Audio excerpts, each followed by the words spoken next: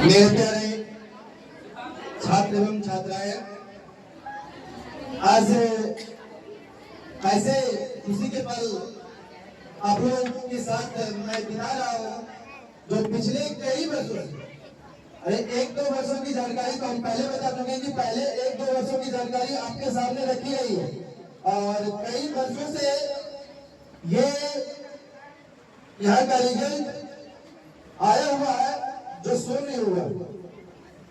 आज जो इस रिजल्ट के लिए मैं एक सम्मान समारोह रखा हूं, ये सम्मान समारोह ही नहीं बल्कि यहाँ बैठे सभी छात्राओं को या छात्रों को फिर से नए परीक्षा पास करने के लिए, नए एग्जाम देने के लिए फिर से नए उमंग के साथ अपने अंदर जो जुनून है उसको फिर से लाने के लिए मैं एक समूह में बैठे। आपका समय क्लास 10 वाले भी यहाँ सुन रहे होंगे, उन्होंने भी अगले बार प्रतिभा कोर्स का एग्जाम दिया था, पिछले बार उन्होंने पास किया था, वो भी सुन रहे। तो ये जो पड़ाव आप कुछ दिनों के बाद आपका 6-7 महीनों के बाद आएगा,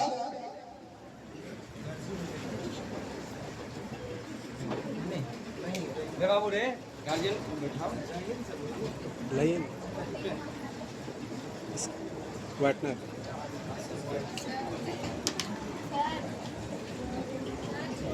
तुम्हारे घर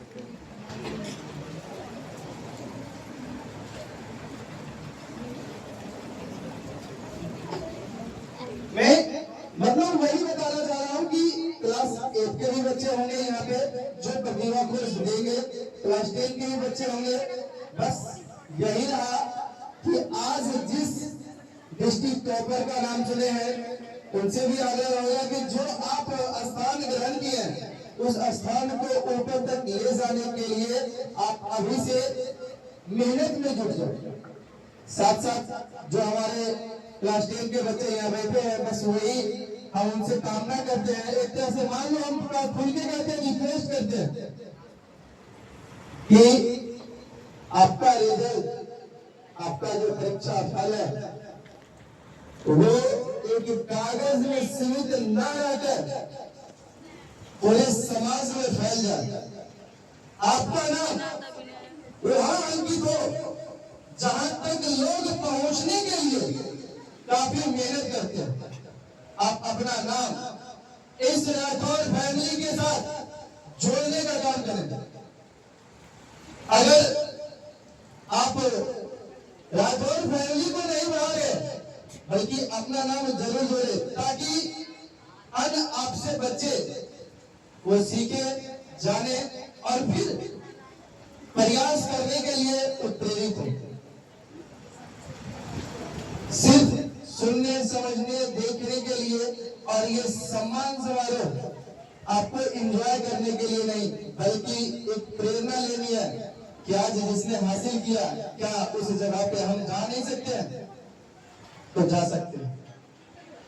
ऐसा ना हो कि मान लो अभी आज इस बार लगभग 7 विद्यार्थी एग्जाम दिए थे इस क्लास से, लेकिन रिजल्ट है, परीक्षा फल जो सामने आया है प्रतिभा कोर्स में वो 18 का है, बाकी सभी लोग क्या हो गए, असफल हो गए। तो इससे डरने की बात नहीं। एक उदाहरण पेश करता हूँ। आप लोग रामायण का नाम सुने होंगे और रामायण की पूरी घटना सीता के कारण जो युद्ध हुआ है वो किसके कारण हुआ है? सीता के कारण। क्या कहीं ऐसा कोई किताब, कहीं ऐसा कुछ मुनि, ऋषि मुनि बताते हैं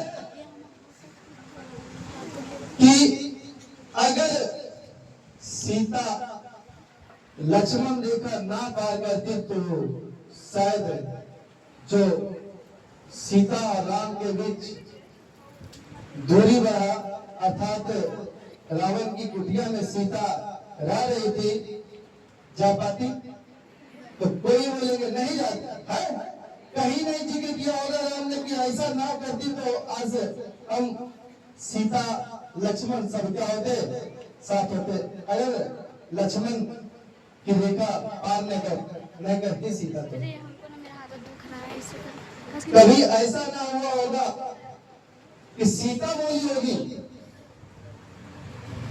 कि हम सोने के हिरण को नहीं बोलते लाने के लिए। कभी अफसोस बताया है? नहीं। कहीं चर्चा नहीं होगा कि उसका अफसोस हुआ होगा कि अगर सीता भी अफसोस नहीं की होगी हम सोने के जो हिरण है उसे लाने के लिए अगर नहीं बोलते तो आज मैं अपने स्वामी के साथ रहता।